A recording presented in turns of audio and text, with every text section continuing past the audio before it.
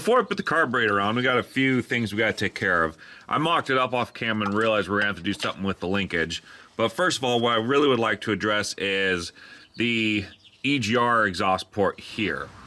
I have elected not to use mine, and so I'm going to be plugging this off. Now, if you notice, we have a 1/2-inch pipe thread plug, and if you notice, it almost is a perfect fit.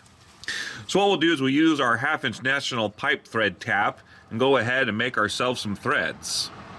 No, I don't know where my T-handle is. I don't think I have a T-handle for this tap big enough to use, so we just gotta run wrenches, but this is not, we're not rebuilding anything.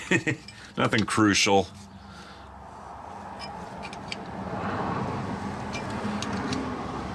Once you get it going, it does self-center.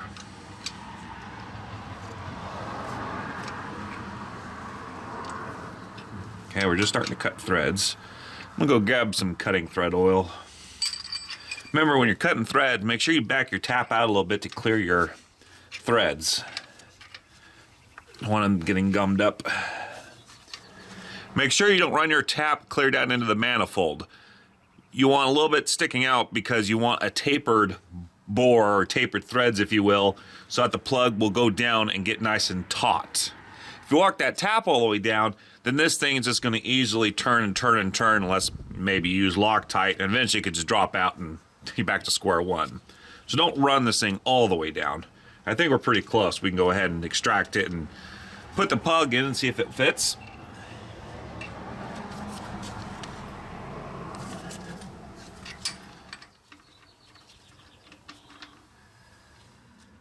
Can't really show you very well due to the lighting, but let's go ahead and put the plug in now and see how it works.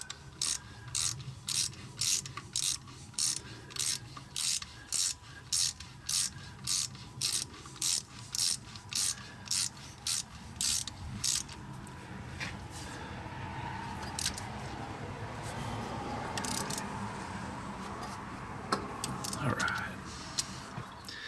And to fill in this hole, I'm just going to simply use everybody's favorite JB weld.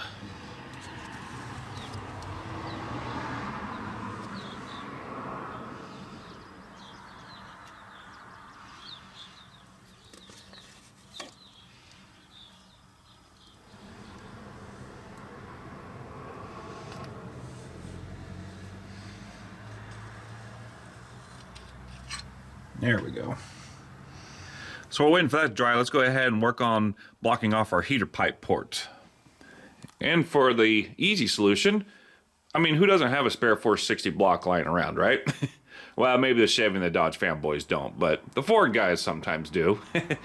Fortunately, this block is from the mid-70s, but it still has the plate right here, and the tube's fully intact. I'm just going to put this right back on it. It doesn't look like it's leaking in any way, shape, or form on the outside, so we're just going to go ahead and go full send on it.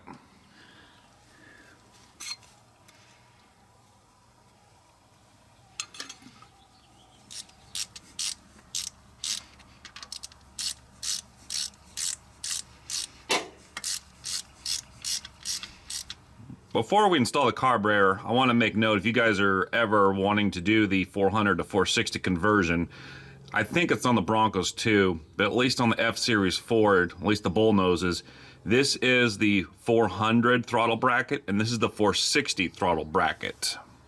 So if you find your carburetor is not bolting up to your linkage, that's probably what's going on.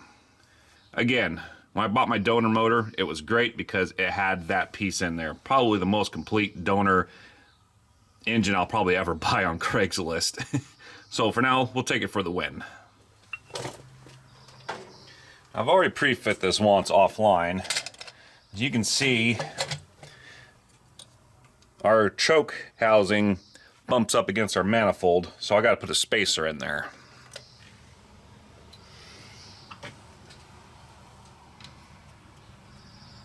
Oh, naturally that won't screw in.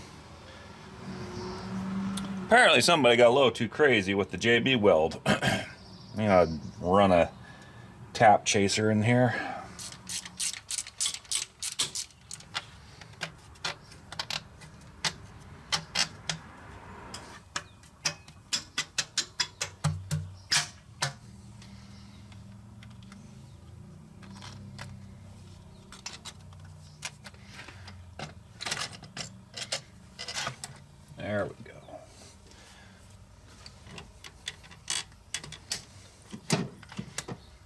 Excellent. Throttle linkage is good.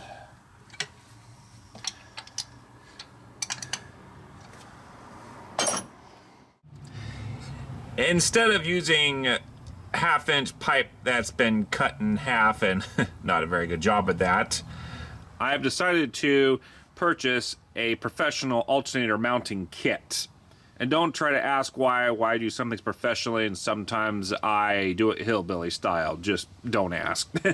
Actually, in this case with this spacer, I was afraid that alternator might be a bit off center alignment for the belt, so it might cause the belt to wear out prematurely or cause some chafing, which I don't want that. I need this thing to be reliable. So I'm already so far in the hole, I figured, what's a professional alternator mounting bracket kit? The second reason why I bought it is because of this bad boy. Now this originally came with the donor motor. This is a Gen 2. While we wait for this buffoon of a mechanic to get the alternator brackets bolted up, I like to make a couple additional notes. Basically, with that 2G alternator, the guff is basically those can catch on fire. Those have been known to catch on fire due to the inadequate size wiring and the connector. It's just plain awful. I want to keep this old stock as this still has the harness for the original or the older alternators, the 1G specifically. I decided to keep the 1G alternator, which has proven very reliable over the decades for Ford. And I would like to say that with this alternator bracket from L&L, it will bolt either a small 1G or a large 1G case right up to your 460 block. Now hurry up and button this thing up so we can continue on. Come on, chop chop. I picked it up for about $70. Never been used. There's your original box with the original part number. So let's go ahead and put our alternator brackets on and mount up our alternator.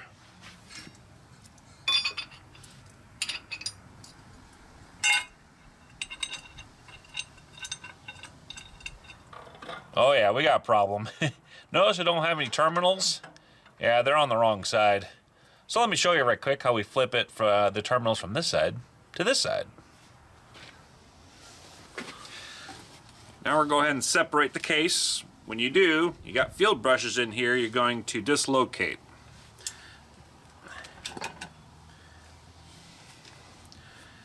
Which would be those guys right in there. Alright, to reset these brushes, there is a little hole back here.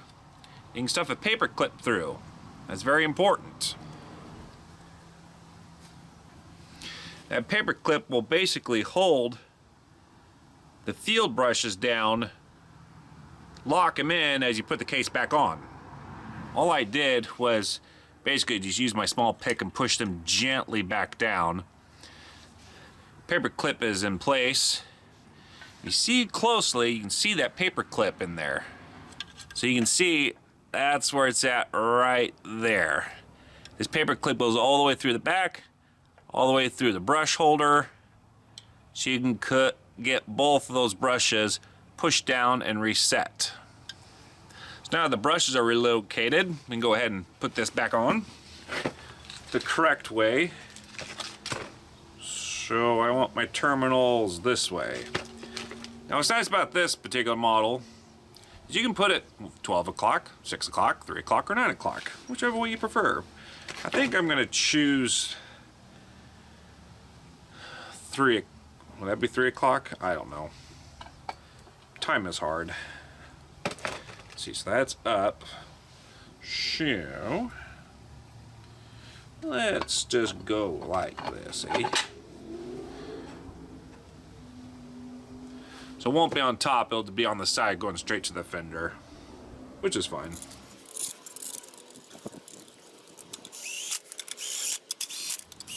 Unfortunately, when I bought this alternator, it did not come with a fan, and the original truck only had a Gen 2 small case alternator on it, so I had to purchase the big fan to go along with it. For the Ford, the small case and big case fan sizes are different. $23 or $28 including shipping for a piece of stamped steel. Unbelievable.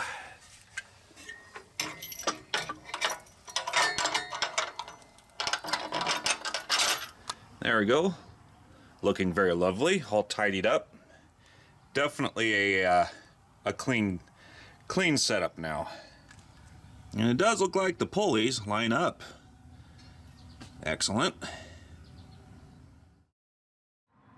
If you guys are ever wondering why it takes so long for me to upload a video, this is the reason why.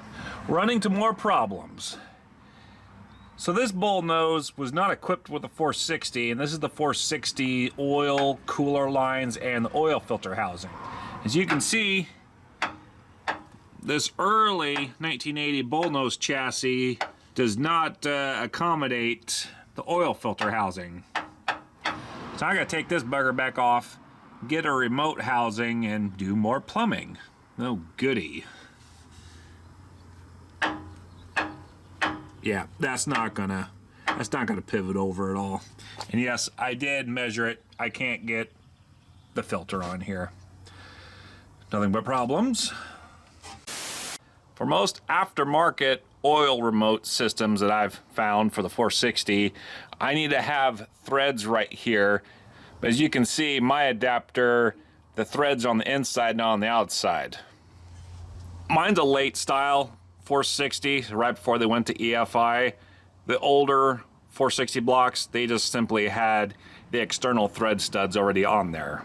And instead of having adapter stack on top of adapters, I'm just gonna go ahead and yeet my OEM adapter out of the engine block and put in the older style adapter in.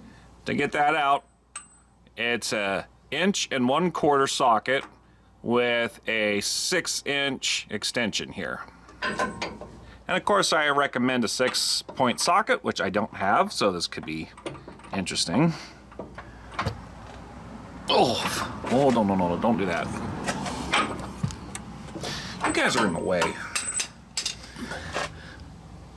Oh, whew. I've stripped it out. Shallow point socket would probably be best. See, I rounded it out pretty good.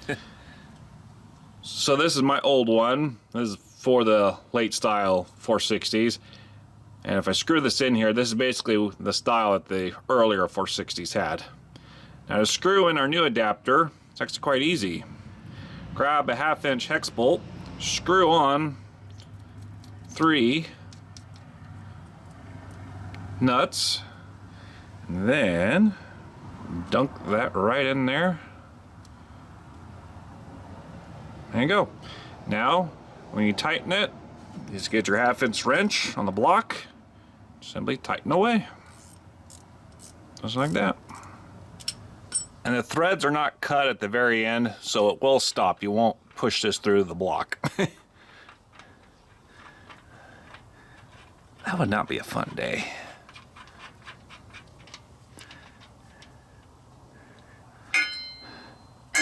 And grab our 1/2 inch wrench. There we go. That'll do nicely. That should work. Famous last words.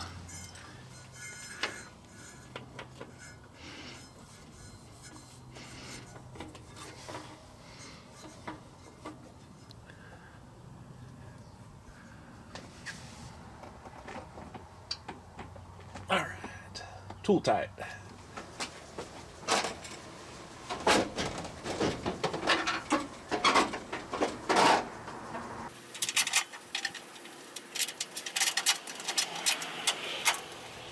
You will not go on willingly. You will go on forcefully.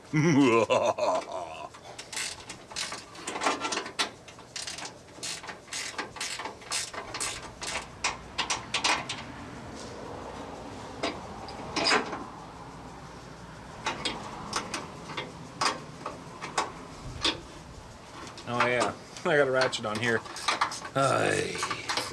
Yes, I know sometimes I'm a little slow. Shh. Be all right. Maybe not. I don't know. So now I'm installing a bracket down here that will be located just under our oil filter housing. And what this bracket's going to do is it's going to hold one of these bad boys. What this is an oil thermostat. What this does is this allows the engine to maintain at least a minimum of 180 degrees on the oil to ensure that the oil doesn't get overcooled by simply sending it directly to the filter, cooler, and then back into the engine. This will ensure that the operating temperature of the oil is a minimum 180 degrees to make sure you boil out the moisture. That starts to happen about the 180 degree mark inside your crankcase. This will prevent the oil basically from getting over chilled. Oh, really? Okay, well, there'll be a lost lock washer. Might go to restore this thing 40 years from now.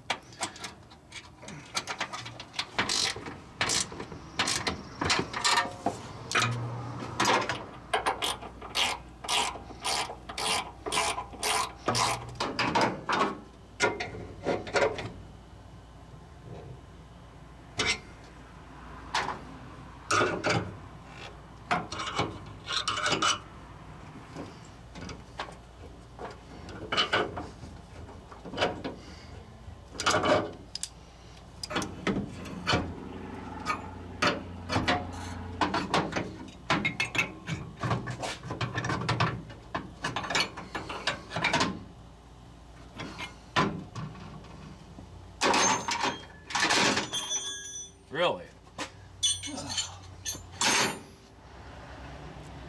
How's that for a goofy oil thermostat setup? What's coming from me?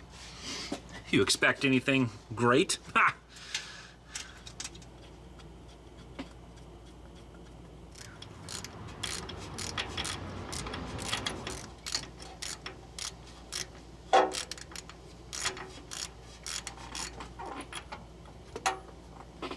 I'm going to show you guys right quick how I make my AN fitting hoses.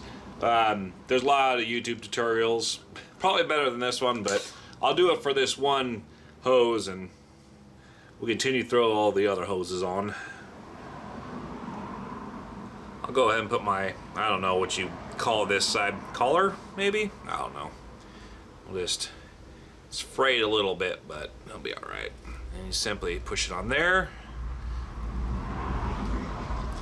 And then simply twist and push. Twisting and pushing at the same time.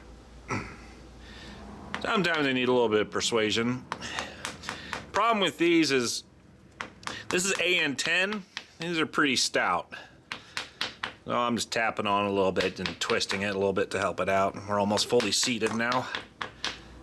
As you can see now, that's the rubber hose right up against the threads. Perfect.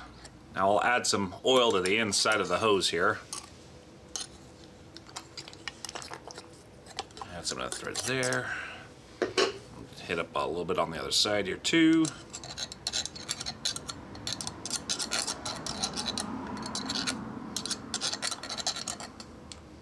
Alright. It's just getting a little bit tight. Now what you want to do, is a good rule of thumb, is mark it right here to make sure that this fitting doesn't walk out when you press this fitting in. Some people just put a piece of tape right here. I'm even more lazy and I'll just put a mark with my paint pen. I'm going to tighten it down. I'll just go ahead and set my fitting in a vise here.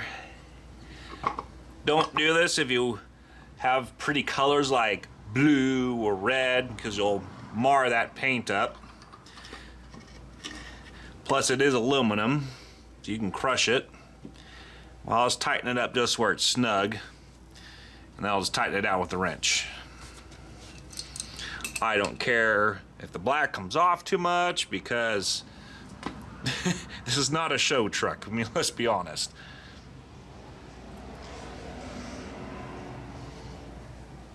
Normally people will have blocks of wood between here and here to prevent this from being marred up, but still squeezing it at the same time to hold it still. So this is the wrong way how to do it.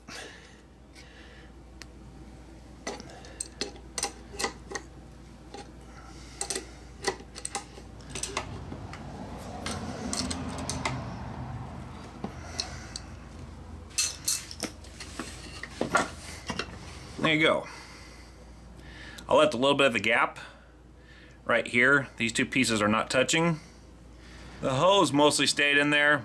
It may have walked out about 1/16 of an inch or less, a couple of millimeters, but I'll be fine. I'll go ahead and measure the other side of the hose up, and I'll cut the other side and we'll get that fabbed up.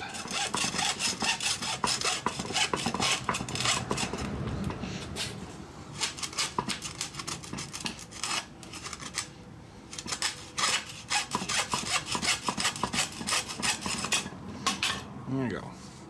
Pretty clean cut. We got metal shards in there now. Obviously for a oil system it is not good, so damp blue rag, and simply I'll just simply gently put it in there. Gently stuff it in there.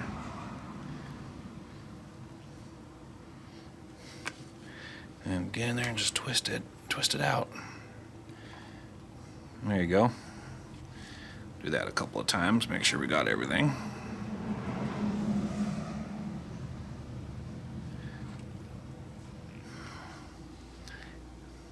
Yep, looks pretty clean.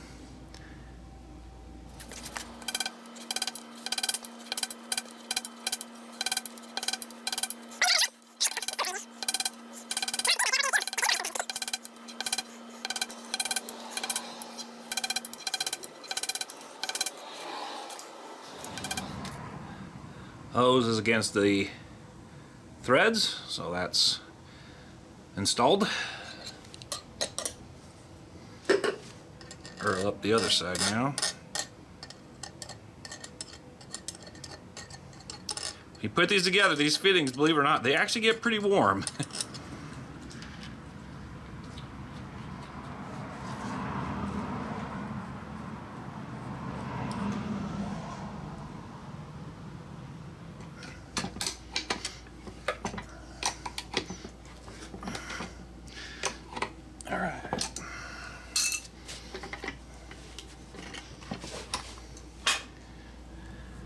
All right, into the truck.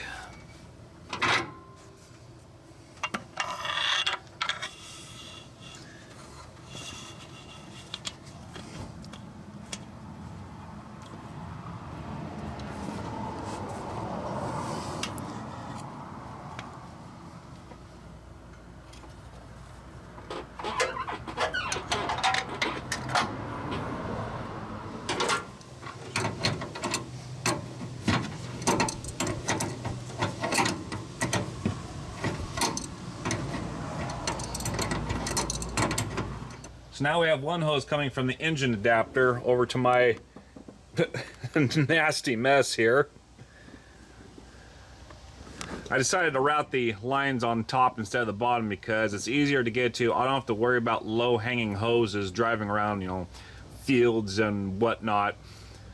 And number two, my truck doesn't have air conditioning from the factory, so I don't have to worry about an air compressor here right now. So I just decided to go ahead and route it up top for now. It'll be just fine like that. And through the magical art of digital editing, the hoses are now all hooked up. Got our two coming from the main engine block, coming into the oil filter housing, which then gets sent down to the thermostat. And if it's cold, it just goes back in. If it's hot, it still goes back in. But if it gets warm enough, it kicks out the hot oil underneath here, down around, and up into the oil cooler. Take care of a few last things here and be able to prime the oil system.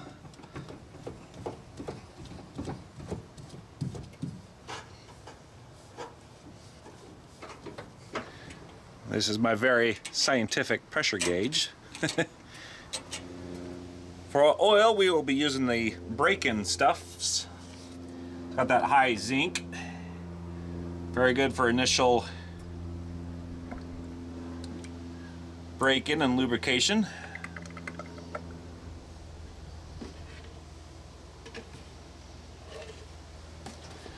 Okay, we are ready to prime the oil system. We'll go ahead and just free spin it right now, see if we can build oil pressure, make sure there's no leaks, and then I'll get the cheater bar on the crankshaft here and we'll start rotating the engine through. All right, here we go.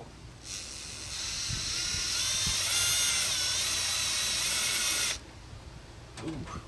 Yeah, there's one fitting I didn't figure out.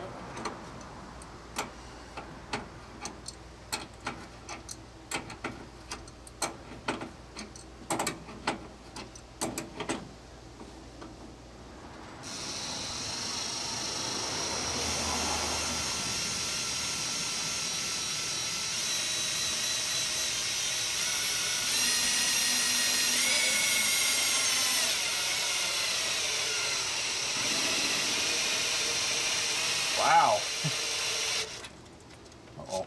Battery stopped.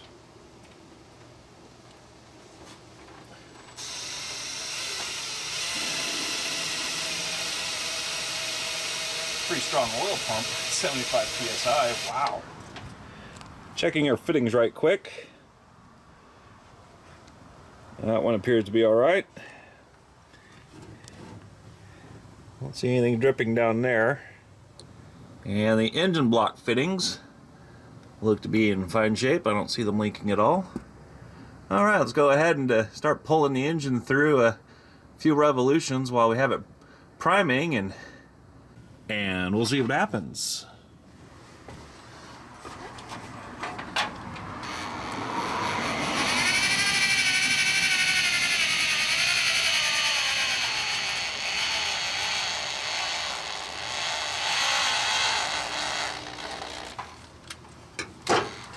Well, that worked out really good. No leaks whatsoever. Now that the oil system is all intact, let's go ahead and work on the cooling system now. So two things. First of all, I know why now we have such a gigantic transmission cooler. I didn't notice at the time, but this aftermarket radiator that came out of whatever doesn't have any transmission cooler installed on it. There is no drains or ports or anywhere. It is not here. Which explains why the transmission cooler is definitely oversized, because that is the only cooler. Number two, my shroud is now too big because some monkey decided to install a Ford big block in this pickup. So yes, I have a reciprocating saw, but that thing's too violent. I probably end up breaking this thing, so I'm going to really kick it redneck style here.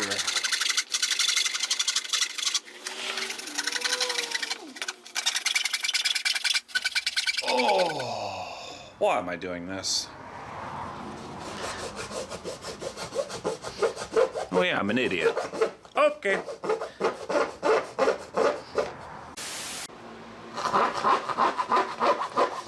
Ouch. Oh, that's nice. There we go. The slimmed down version. Let's see how this fits. Oh, fits nice now. Well, the fan shroud does fit now. Fits nice and loosely around the fan. I can use my the bolts that were originally used in this dorky setup. And it looks like I'll have to trim it just a little bit down by the crankshaft there. So I'll do that off camera and we'll continue, we'll come right back with the continued installation.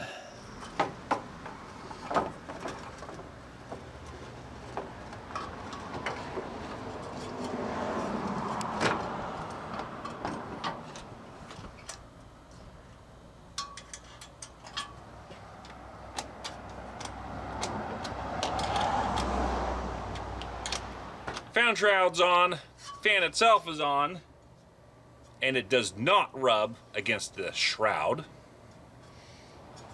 I have to fabricate some hold down brackets for the radiator itself, and while I'm doing that, I'm going to send you down to the bottom and we're going to hook up some exhaust pipe and I'm about ready to light it off. So the engine will sit here, exhaust pipe goes into the flex tube, which will then get sent into the glass packs, and then after the glass packs it goes on through, well, 24 inch extension tubes and then 2 turn downs. So true dual exhaust still.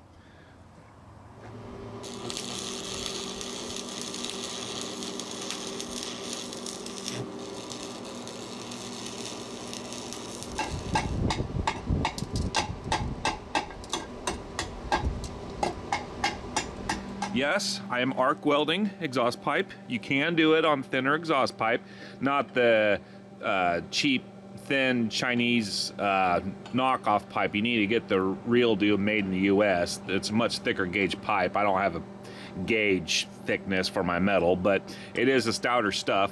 Rod 6011, 3/32, so it's fairly thin stuff. It's pretty tiny stuff. I think this is about the smallest you can go with an arc welder. There might be one step down further than that. For 3/32, it's recommended 25 to 75 amps. And I have the old Tombstone set at 40 amps, which is the lowest I can go. It's been a long time since I've welded thin metal before with an arc welder. As you can see right here, I did have it for a brief second. Now I'm welding this on the ground with me crouching down. This should be on a workbench. I don't have room for it inside. But just goes to show you, you can do arc welding on thin metal as long as you got it all dialed in right.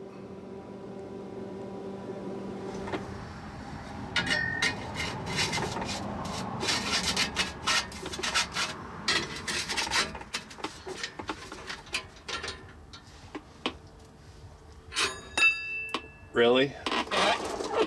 I love this part. Oh, I love it so much. Nah.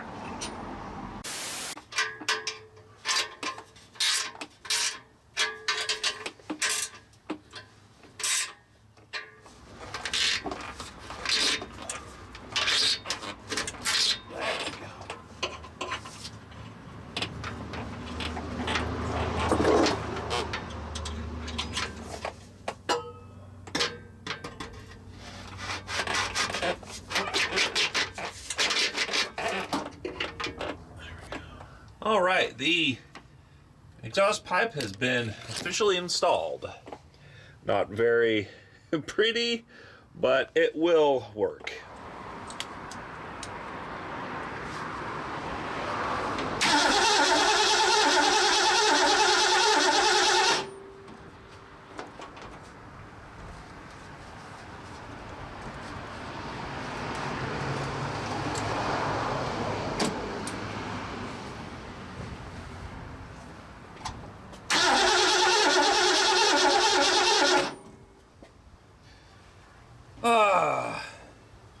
Who's betting money I got the distributor at 180? Okay. Right. I'm gonna try this again. I don't want this to fall down.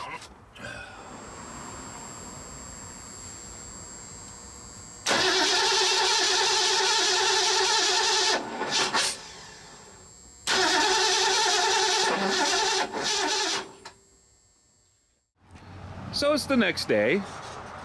At first I come out here and there's a pool of water here. And the radiator level has dropped substantially from here down to about halfway overnight. And I'm getting a phone call. I've got a leak right there. And I've got a leak there on the other side as well. Once we figure out the engine, we can at least run the radiator to get the engine broken in, get the pistons ring broken at the very least, but we're gonna have to address the radiator issue at some point. I figured out why the engine wouldn't start. I have manually put the piston at top dead center using a screwdriver to actually physically feel for it come all the way up, so it's all the way to the top now. First indication that something is wrong, my number one mark for my number one cylinder, it says that's the number one terminal. I marked it yellow, right there. I marked it in relation on the actual distributor itself. You can see this thing is out by, good 20 plus degrees, 30 degrees, maybe even 40, I don't know. I was not good at geometry in high school. That's the first tall tale that something's gone awry. That rotor should be here. So we take a look at the harmonic balancer. All right, so here's our assembly. There is true top dead center via the piston, and that's where the alleged 0 degrees before top dead center. Notice how the keyway is up and the hub is up. Numbers are on this side. Keyway's up, the hub is up. Numbers are on this side. Also to note, this is a coarse thread, and this is a fine thread. It also looks like the hub has a little bit less of a taper here versus here. See, it's a little bit more. The taper goes a little bit further down than this one. Definitely, I don't know what the heck that application is for, but that's what it is. Wrong harmonic balancer. What a time to be alive. Let us re-examine the timing marks again. Oh look, they're on the right side now. Sitting at about 10 degrees before top dead center. Huh. Timing issue has now been resolved. So let me go ahead and button all the rest up, put my leaking radiator back in, because I'm just going to do that on a different episode, or just do it offline, fix that later. I just want to hear this thing running now. So I'm going to button everything back up, and we'll be back momentarily. Goody. All right, ignition's on. Fire extinguisher is at the ready. All right, let's see how well this lights off now.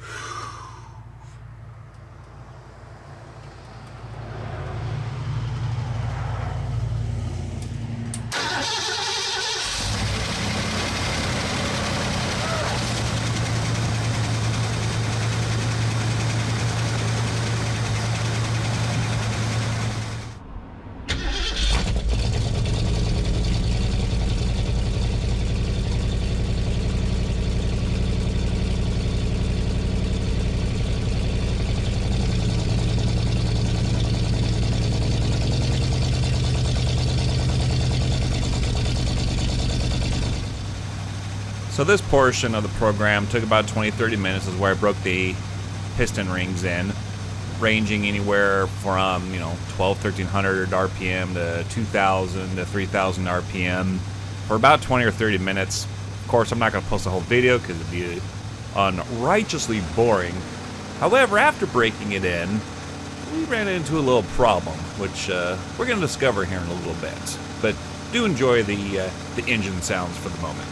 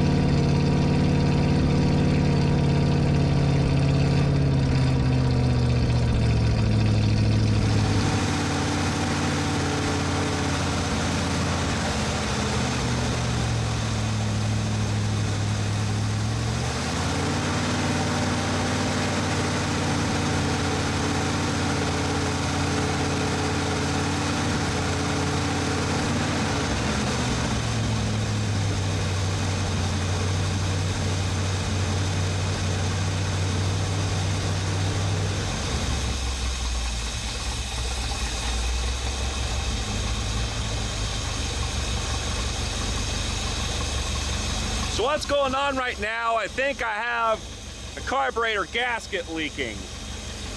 One idle screw will shut the engine off, the other one doesn't do anything. Turn this one down.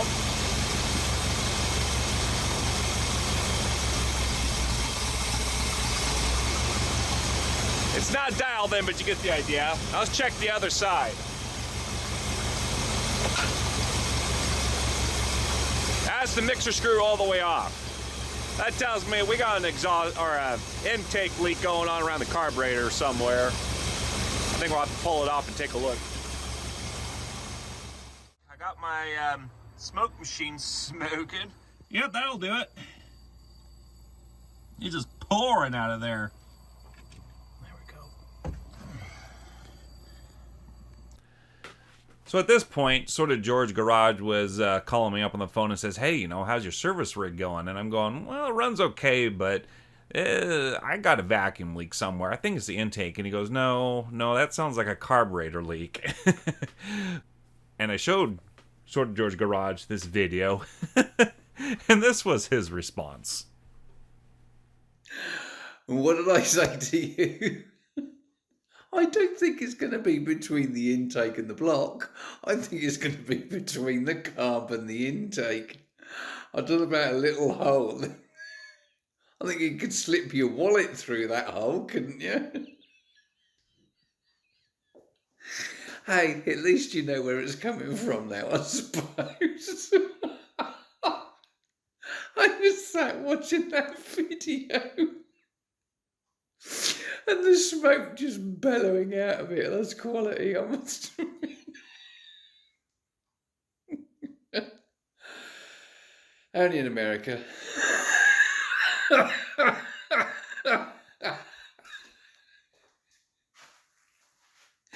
It can only happen to you, mate, can't it? But I'm glad you got it sorted out, mate, anyway. Talk to you later. It's leaking from the carburetor from this gasket through there and out through there. That's where the vacuum is leaking. Now, I did have the right fitting one. As you can see, it should be blocked off. Plus, as you can see, there's a portion here where it's still exposed, so that gasket would not have worked. This gasket won't work. So what I need to do now is fill this side with JB weld as I did over here. It's held up nice and strong against the temperature. I really thought this gasket would be able to carry that, but there's just no beating around the bush. You can see it's exposed there and exposed there still. It would have never have sealed. So, I guess we'll bust the JB weld out. But I'm really grateful it's not, I don't have to pull the intake back off. Thank goodness, I was not looking forward to that.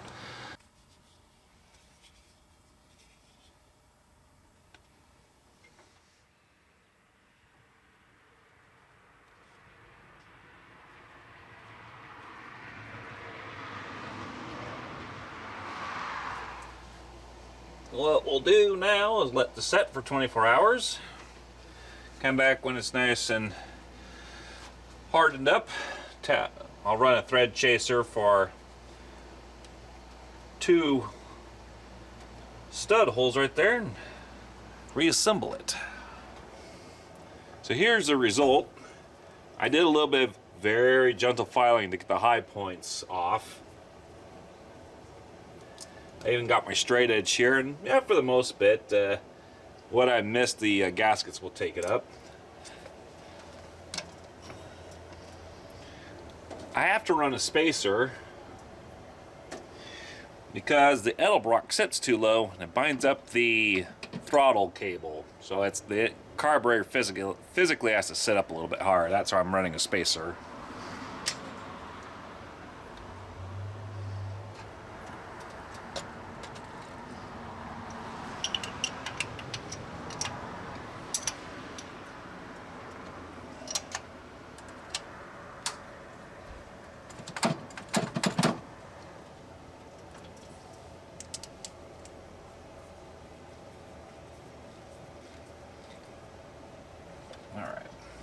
We'll leave the advance off until I get the base timing set, if this thing behaves itself right.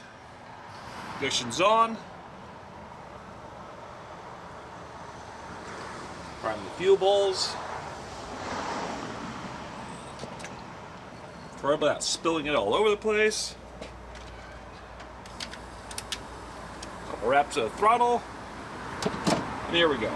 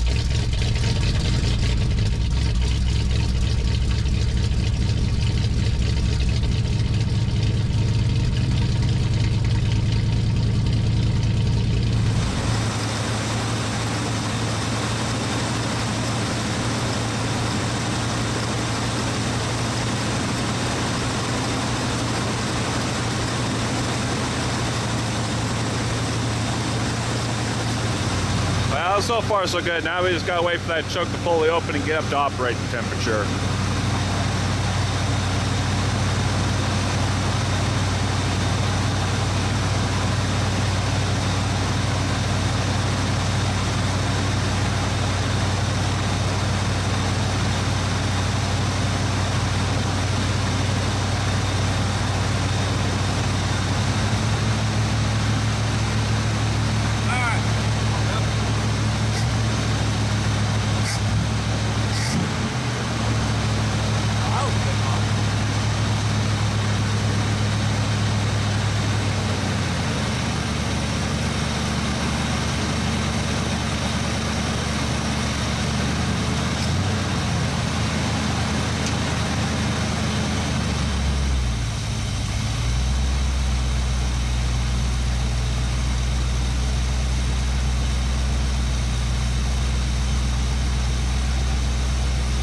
Now I'm going to set the base timing.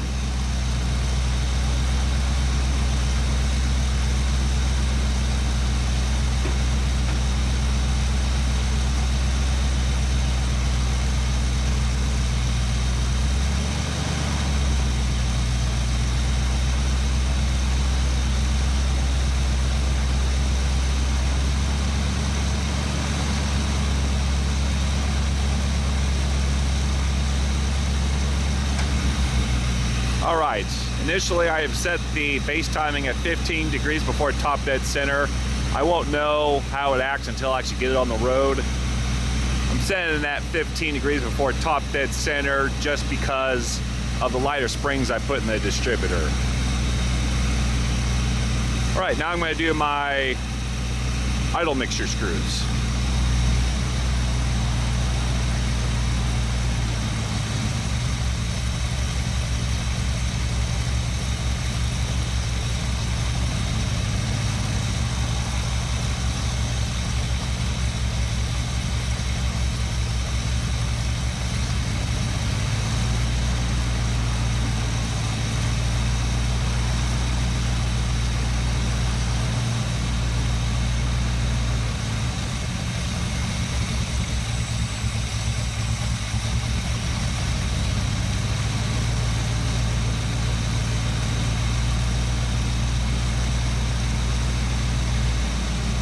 Mixture screws set.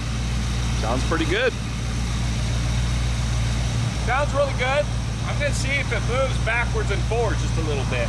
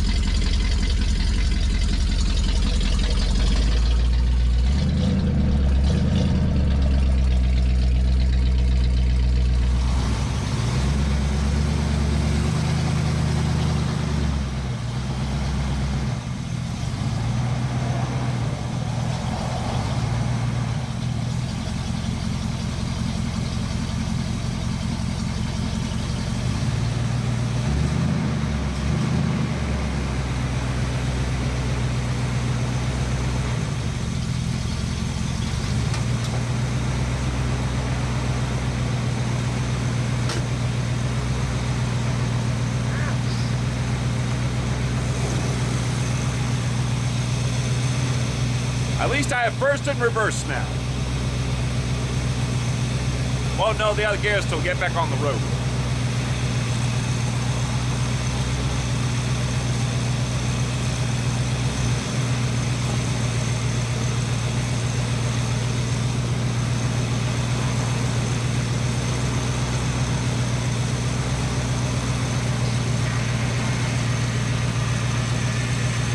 Power steering pump's empty. Oops.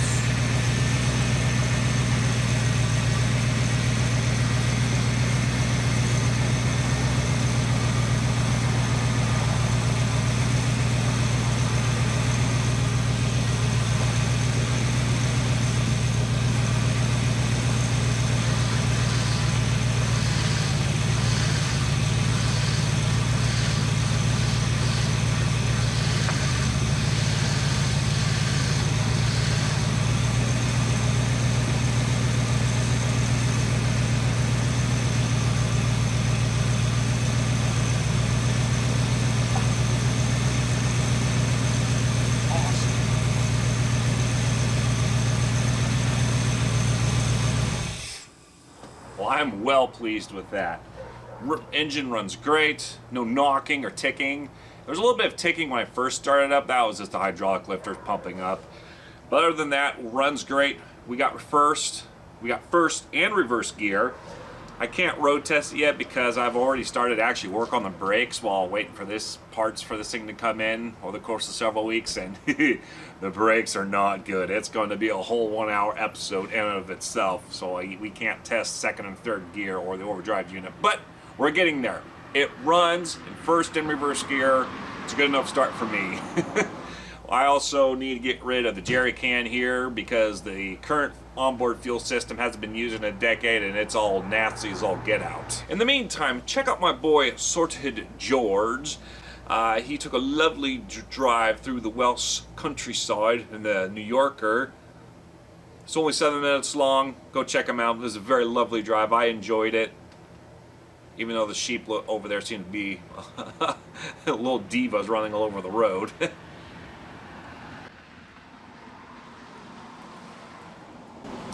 My other partner in crime, Mechanical Mystery, has just uploaded a very long episode regarding the Dodge D50 diesel we got going again. Okay, fine.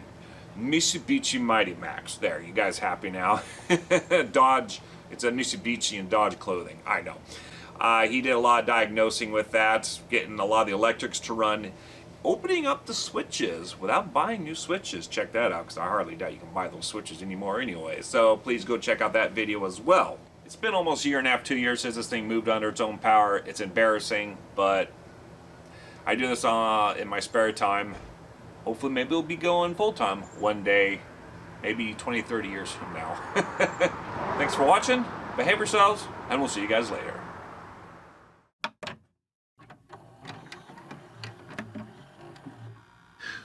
So what we'll do is we'll use our 1/2-inch pipe thread die and simply, no, it's a tap, not a die. Which way, right way we should go. Instead of having a couple adapter, but instead of having a couple of, yeah, let's just do that all over again.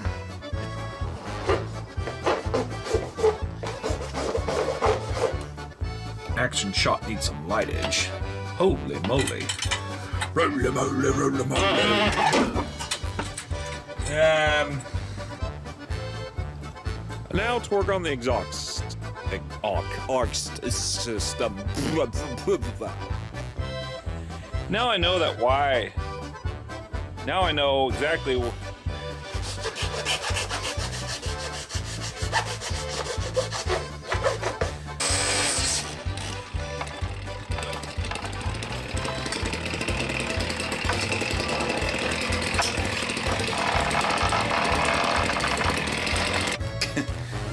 This is so stupid, it might work, I don't know.